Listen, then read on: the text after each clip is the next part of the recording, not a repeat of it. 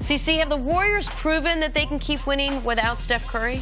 No, going against San Antonio, we saw how they finished the season. Let's not forget that these 3 games against San Antonio, a depleted offensive team, that they don't have the type of talent to be able to put up any. There's no mismatch like Golden State going against San Antonio. So what have they proven? They've proven that they're going to play some good defense. Clay has his game going, so when Steph comes back, Clay would be playing at a high level from a confidence standpoint. But, no, you're putting still a lot of minutes on Iggy. You're still putting a lot of minutes on the rest of those players without Steph being there. So, no, they haven't proven anything they could play without him. This was the best possible matchup that they could have in playing San Antonio in round number 1. And now all of a sudden you look at what the matchup will be in round number 2. And if it's a matchup without Steph Curry, they're going to be playing the Pelicans in round number 2. We all agree, right? It's going to be Warriors-Pelicans. Both teams are up 3-0. Like, I think I picked the Pelicans. We're going to have to go back. We can go back and check on that. But let's just assume you did. Regardless, okay. They're going to be playing the Pelicans in round 2. Here's what we know that the Warriors can't do against the Pelicans. Play that small ball lineup. I mean, you can try, I guess, if you want to have Draymond try to guard Anthony Davis. But you're going to have a center out there, I would imagine. Probably JaVale McGee, maybe Zaza. So that is now your center position is a non-offensive threat. If you also don't have Steph Curry for a couple games and Quinn Cook or Sean Livingston, who just turned his ankle, or they had, remember when they started Iggy at point guard.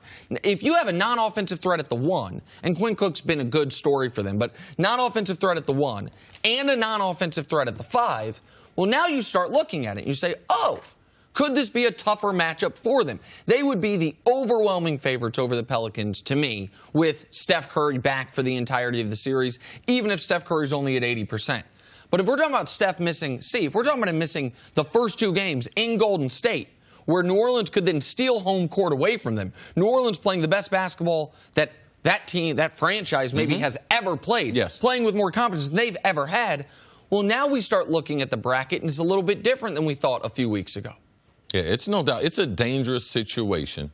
And besides from the defensive end, we can't leave this series with a bunch of confidence. And we don't know. You talked about Livingston being injured. Durant tweaked his ankle there. Like, in these series, I know what's going to happen. There's going to be some injuries that play a role moving forward. So what they want to do is get out of this series as quick as possible and try to get as much rest because they are not a championship caliber team without Steph. And this is why, by the way, it is important for the Pelicans to win Game 4. Get that sweep done. Both these guys sweep. The series can start maybe a day earlier, 2 days earlier than expected, and you get out. You have the best chance of being healthy because the one thing we know about New Orleans, as great as they've been in this postseason, they got 4 guys they trust. There's 4 guys on that team that they trust. They more than any other team playing right now is susceptible to one of their starting lineup going down with an injury, and all of a sudden they're a totally different team because they're not playing their bench. They've got 4 guys. So the quicker they can deal with the Blazers, the better off they are. Well, that could happen Sunday for Game 4 between those 2. Thanks for watching. Subscribe here to get the latest from the show. Also, be sure to check out more of the best clips from First Things First, or go watch a few segments from our other shows on FS1.